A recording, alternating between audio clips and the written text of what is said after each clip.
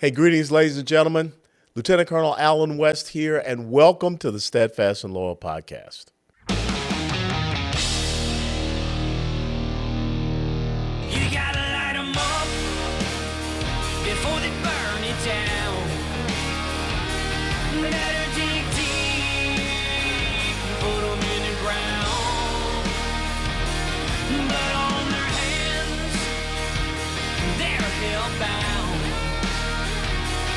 Save us all. Ooh, they're gonna burn it down. Save us all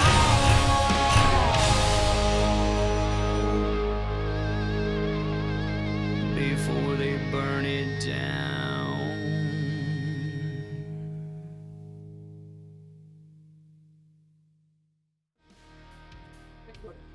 So here's the Alan West version, Watchtower Firearms, a BDRX. You can see it has the Steadfast and Loyal podcast logo on it. And on this side, you've got, my actual digitized signature and my Army Master Parachutist wings. And of course, you got to have the American flag. And again, this is such an incredibly light weapon. I just can't believe it. And I like the skeletized design. And this flash suppressor here is unique. They make it here in Watchtower, and it actually reduces the rise of the weapon when you fire it. So I'm just looking forward, and Magpul hard sights, and I think I'll keep hard sights on this, but I'm looking forward to taking it out here and shooting it and zeroing it in. And I love the skeletized hand grip here. And of course you got the extendable butt stop, and I prefer this forward hand grip, more than anything else. I really like this. So here it is, right up there next with Rob O'Neill. It's hard to believe that, but that's why America's such a great country.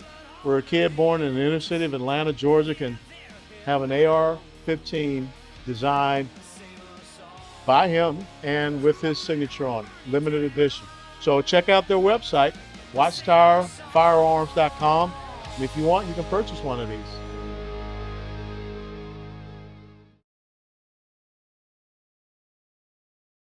Hey, greetings, everyone. Welcome back to the Steadfast and Loyal podcast. Lieutenant Colonel Alan West here. We all saw what happened in October the 7th in Israel.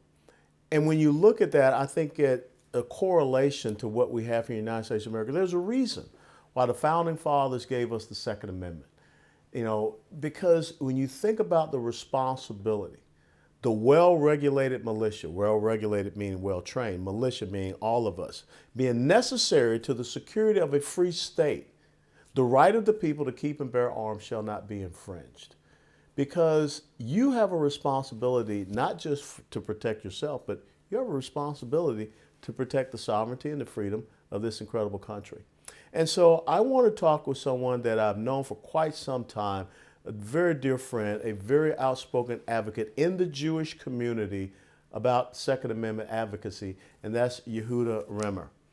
The Pew Pew Jew began as a fun moniker that was given to Yehuda as an Orthodox Jew by some of his non-Jewish friends in the gun industry as he was chronicling his journey into the business. Beginning with his book, Safety On, An Introduction to the World of Firearms for Children, which he gave to me, Yehuda was thrust headfirst into the gun world, quickly becoming a voice in the Second Amendment advocacy. After numerous TV, radio, and podcast appearances, Yehuda decided to embrace the Pew Pew Jew and is now attempting to dispel the notion that all Jews are anti-gun. He is battling every day to give a voice to those Jews that are proud gun owners and staunch defenders of the Second Amendment. He is an award-winning Second Amendment advocate, an author of 9 books, and a public speaker living with his wife and kids right here in the North Texas area. Yehuda, thank you so much for being here. Thank you for having me. It's great. You came up with this T-shirt and now this bumper sticker, and he has given me one, and it's going on my truck. People with ARs don't get in cattle cars. Tell us about that. So I posted something on the Second Amendment, something Jewish related, and one of my followers jotted that down, like in the comments. A little bit different, but I messaged him like, "Hey, can I get that?" Because that's gold. And he's like, yeah, no problem. And I put it on T-shirts, I put it on patches and stickers. And to me, people with ARs don't get in cattle cars. Yeah. I lost over 60 relatives during the Holocaust. And we saw what Hitler did at the beginning of his reign in the 30s, Gun registry. Yep. Confiscation, Yep. and then leading to the concentration camps. And we live in a country that affords us the ability to defend ourselves against tyranny. Now, the interesting thing, though, Yehuda, is that now we're starting to see that rhetoric happen here in the United States of America. This whole thing about gun registration. We just went through this thing with the pistol brace, where all of a sudden you're going to make millions of Americans felons. Should we be concerned about the undermining of that Second Amendment right and freedom? We saw in New Mexico, the governor there said she was just going to suspend the Second Amendment. I mean, I think we definitely have to be vigilant about it. I think that if they actually come after our Second Amendment rights, and I'm talking about truly are going door to door, that is a powder keg waiting to be lit. And I think the minute they start doing that, I mean, we saw what happened with the Bundy Ranch. Yeah. The minute stuff like that happens, it's Civil War Part 2. Now, talk to us about your journey, because you're right. When people think about the Jewish community, or even the Orthodox Jewish community, they don't really think about Second Amendment advocacy. So what was it that inspired you to get into this space? So I used to live in Los Angeles, and we got exactly. Hey, I've been here 9.5 years, and the fact that I'm sitting here means I'm one of the good guys. No, but I used to live in Los Angeles. I bought my first gun in LA. I was married out of the house, and one night we were by my parents' house for dinner, and my younger brother was like, "Hey, when can we go shoot your Glock?" And my parents had like a full-on Chernobyl meltdown, like nuclear, and they didn't talk to me for a couple of weeks. Wow. And they called me every name in the book about, being irresponsible. How can you bring a gun into the house with a child in the house? And it kind of got me thinking that if I'm going to be a gun owner, not only do I have to be responsible, but I need to educate my children. Mm-hmm. So I went to the NRA program. I saw the Eddie Eagle, and which is fantastic. But all it does is talk about what to do if you find a gun somewhere it's not supposed to. It's not supposed to be. And I was like, there's got to be a lot more to that. So I started doing research, and I was shocked that there was no books written on gun safety for children. Nothing. And I always enjoyed creative writing. So one night I pulled out my cell phone on Apple Notes. I literally just typed up my book. I sent it to a good buddy of mine in the LAPD, another Orthodox Jew, and he just tore it to shreds with constructive criticism, called me up the next day, met with me, broke it all down, helped me format it. But I never thought I'd get my book published. A little Jewish boy from the Valley in Los Angeles, it's not going to happen. And the next thing I know, not next thing, 5.5 years later, I get the first book published. You were kind enough, Ben Shapiro set us up. You were kind enough to give me an endorsement on the book. And all of a sudden it was accepted into the gun world. And I was shocked out of my mind. Yeah, I mean, you have become an iconic figure, and that was the first of now 9 books, and your most recent book here is Spot Gilly. So tell us about Spot Gilly, Volume 1. So Spot Gilly stemmed from my children. I always like to think outside of the box. What hasn't been done? And unfortunately in the gun industry, there's a lot of repetition. So my kids decided not to clean the house one day. We're very on top, you have your chores. And they left a Where's Waldo just lying in the hallway right by their room. And I was about to pick it up and throw it away because I was getting mad that they're not doing their chores. I'm like, hold on. What would happen if I did a Where's Waldo for gun owners? And I'm like, we can call it Spot Gilly, Spot the Sniper. Yeah. And I did that. I called a few friends who let me use their likeness. Yeah. So there's 11 people all together that you have to search for on every page. And the book has been great. It's, you have just, I had 12 different companies sponsor a page.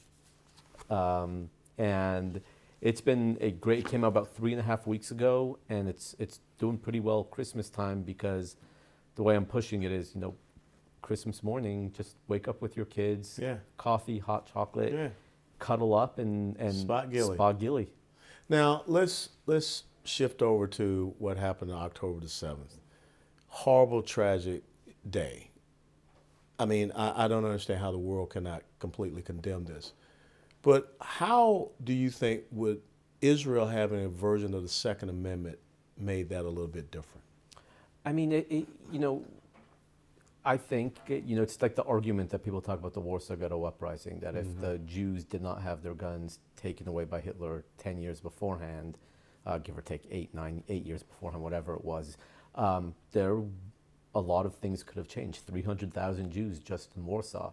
So you can make a strong argument that if Israel had not as strict gun laws, more civilian, citizen-friendly gun laws, you would have had a lot of people being able to fight back rather than what we saw. I mean, that's what I believe. Yeah. Now, again, we can all speculate about, what if, but we've seen it here, and if it works here, there's no reason why it wouldn't work somewhere else. Now, I was interested in that. One of the things they initially came out with was that they went back and reviewed that, and they said they were going to, open up more firearms ownership.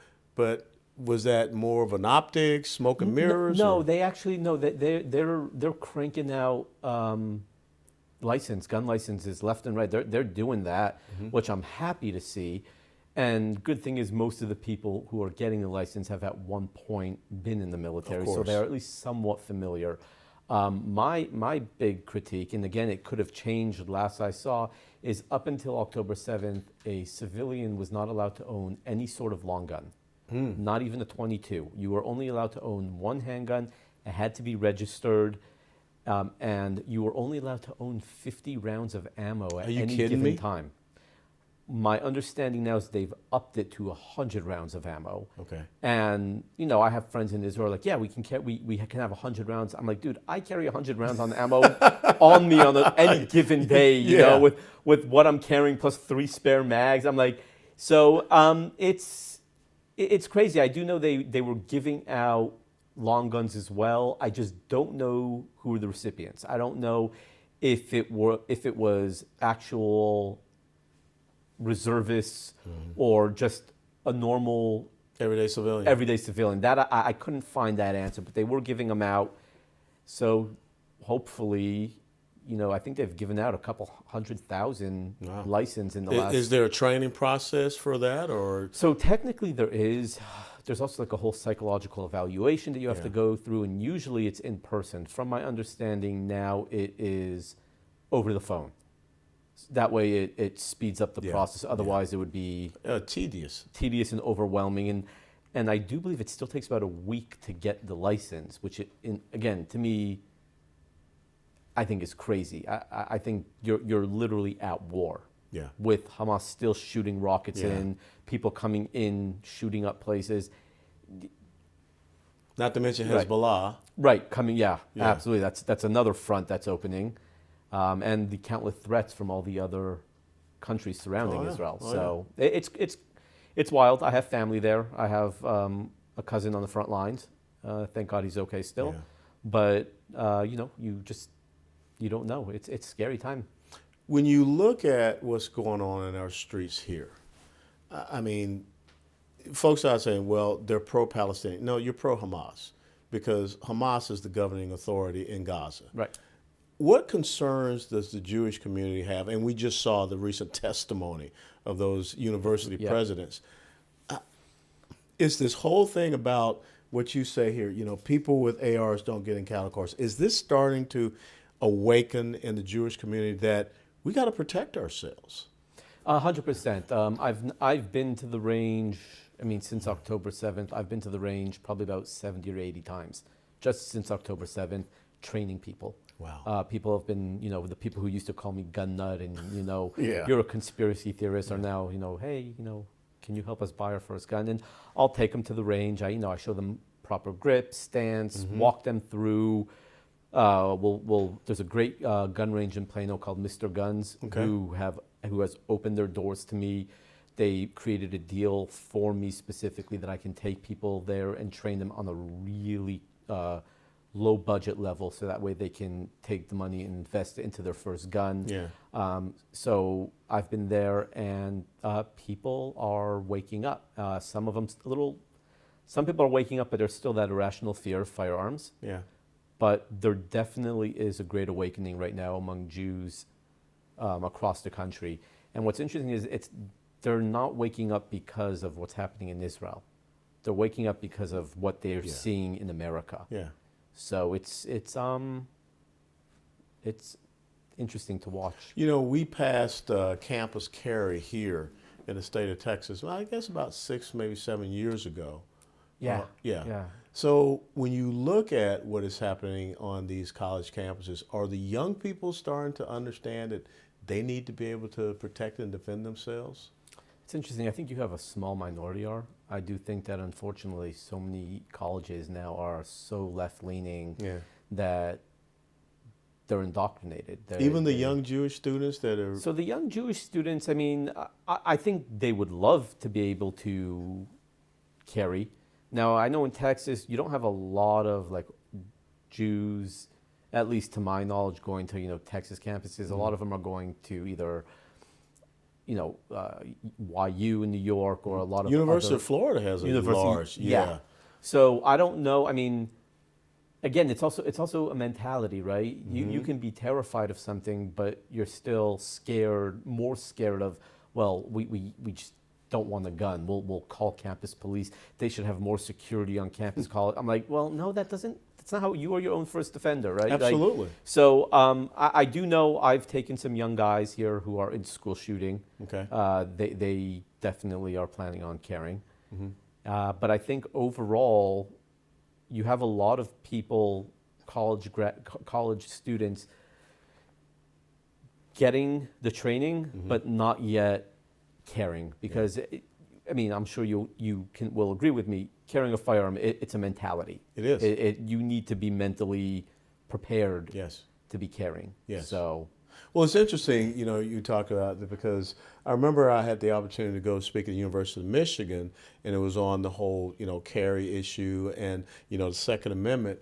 And I noticed when I came on to the campus there's an open campus. There are no gates you have to go through or anything like that. And then I saw the campus police. They weren't armed. And so, young lady, asked me about, why do I think that the Second Amendment is necessary? And I said, where's the invisible line around the University of Michigan that when I cross that line, I lose my constitutional right? And furthermore, if I'm losing that constitutional right coming on this campus, then someone is responsible for safeguarding me since you took that right away from me. And I told her, your campus police doesn't even carry weapons. Now, they have an agreement with the the city of Ann Arbor police, to call them. So you got to first call the campus police, and then the campus police got to call someone else. What's the response time? And I think that's something that a lot of people got to get into their heads when you hear people talking about defunding the police. Right. And look at what has happened in the capital city of Texas, Austin, Texas, and how they did that, and the violence has increased. What can we do from your perspective to really go on offense with this message? How can we be more proactive? Because the progressive socialist left, the Marxists, the tyrants, they're always out there, like you say, gun nuts and everything. How can we be more proactive? So I'm gonna tell you just a quick story that a mutual friend of ours, Jera Hutchins, who Jera is, to me, one of the most amazing people. Yes. She's come to my house repeatedly. She's got a very special place for Jera, and I've done a few events with her, and she always starts off these gun events, Second Amendment events. How many people here are pro Second Amendment? Every hand goes up. And how many people here own a gun? All the hands go up. How many people here carry a gun? Like most hands go down. And then it gets to the point where she's like, how many people here are actually carrying a gun on them? And there's like 3 hands that go up. And she goes, and that's the problem. She goes, when you don't exercise a right, that is when they're able to take it away. And I think we need to get more people who are pro-Second Amendment, and there's a lot of them out there, to actually start using their rights. Do things, get involved, don't be afraid to carry, because if you're carrying for a reason, and that is to protect yourself. But if you're not carrying, then you're like, yeah, I'm pro Second Amendment, but I don't care enough to protect myself. So why should anyone care? Why should the gun grabbers care? Yeah. They're like, oh, you don't use it, so let's take it away if you're not using it. And to me, when the first time she did that, my mind was like, just blew my mind how she did that. And there was a lot of angry people at her. But we know Jera. Oh, she don't care. She doesn't care at all. Yeah. She doesn't care at all. No, so, but she called them out on that. Absolutely. Because I've always said it's better to have it and not need it than to need it and not have it. Yep. And when you look at what is going on in a border situation, and like I said, the release of all these violent criminals, and now we got the concern about terrorism again in our country and these pro-Hamas supporters, I can't think of a more important time for us to be prepared to protect and defend ourselves, our loved ones, and our property. I mean, literally, there's 27 words that separate us from tyranny right now. That's it. 27 words. And the minute we neglect those 27 words is when we lose. Yeah, because as we started out talking about, dictators always begin with one thing, disarming people. And it goes downhill from there. Yep. I mean, we saw it with Hitler, we saw it with Mao, with Stalin, we saw it with Castro, we've seen it recently with Hugo Chavez in Venezuela. And again, it's very concerning when you see it, well, gun violence is a public health crisis, and so we need to get involved in this public health crisis. They're very good at this language that they use. What's your biggest concern going forward with the safety and security of the Jewish community? My biggest concern really is what happens is you always see anti-Semitism. I mean, obviously we've had it for 3,000 years. It's not really going anywhere. But you see uptick in anti-Semitism, and all the Jews are like, yeah, we need to get guns, we need to learn, we need to train. And then things begin to die down, and so does that fire. Yeah. And that's my biggest concern, because we have never seen anti-Semitism on this kind of global scale. Yeah. Not even Holocaust times. Yeah. That was located to a select few countries in Europe, maybe pockets in America, but overall, I mean, we see these pro-Hamas rallies that are gaining 50, 60,000 people, and that's worldwide. Yeah. And I hope, my biggest fear is that fire will die and burn out, saying, well, you know, it's kind of slowed down, so maybe we'll wait. We're not ready yet. Yeah. It's either now or never. Complacency kills. Yeah, exactly. Okay, I carry a Glock 43X. That's my favorite carry. What's your favorite carry? Glock 43X. But I did you shield arms it? No, I got a MOS on it. Yeah. No, shield arms. No. Okay, I'll show it to you after. Or I can take it out now, whatever Yeah, you of want. course. I mean, I got a tomahawk here and everything. So shield arms is a 15-round magazine. Wow. That sits completely flush. So one in the chamber, 15, so 16 rounds. In this. He's got me beat there. Yeah, and then you have to get the mag catch from Shield Arms. Okay. Because it's a metal mag, so you need a metal mag catch. Okay. And so you're carrying 16 rounds Yeah. instead of the 10 plus 1. Yeah. So this is my normal carry, although I'm kind of warming up to my new SIG-X macro. It's 17 plus 1. But this is my normal everyday carry for the time being. And it has been for years. What would you recommend to young ladies out there for their first carry weapon? I will not recommend anything. Okay. You need to go to the range. Every person, man and woman, they all have different size hands, different sensitivity levels. So I have one friend who loved the Smith & Wesson shield grip. Yeah. And I hate it. It's super coarse. It's sandpaper. But he loved it, and he shot well with it. I'm like, then that's what you go with. That's what you go with. So same thing with the ladies. I have friends who love the 43X and shot well with it, and then I have one friend, a woman who's edited all my books. She loves like her Glock 19, but she's like 5'1", like 105 pounds, like. Wow. I mean, but she carries a Glock. So really, I would never tell anyone what I do when I train people is part of the deal I have with Mr. Guns is $50 gets you a lane, unlimited handgun rentals, and 100 rounds. Nice. So we'll go and we'll rent 7, 8 guns, some of the most popular guns on the market, and we kind of whittle them down until we find like the 2 that they love the most. Yeah. And then we just take it from there. There you go. So that's, so I won't. Good stuff. Yeah. How can people get in touch with you? How can people get your training? So the Pew Pew Jew across social media. I think that's awesome. The Pew Pew Jew across social media, Twitter, Facebook, Instagram is where I'm big on right now, or thepewpewjew.com, where you can get my books signed and great, the T-shirts, and I have a ton of really fun T-shirts. Nice. Big picture of a pig, says "Gun control's not kosher." Just like very self-deprecating stuff. But I do it as. I love this, folks. This is "Come and Take It" in Hebrew. Yeah, with the Star of David on top. I changed that too. This is incredible. I love this. So this will be on this. It's a patch. So this will be on one of my. I have it on patches, jackets. On flags, T-shirts, hoodies, a lot of fun stuff. As we wrap up this interview, and I want you to talk to the camera. What's your message? What's my message? What's the lasting thing that you want people? What do you want to impart to people? What I just talked about with Jera Hutchins.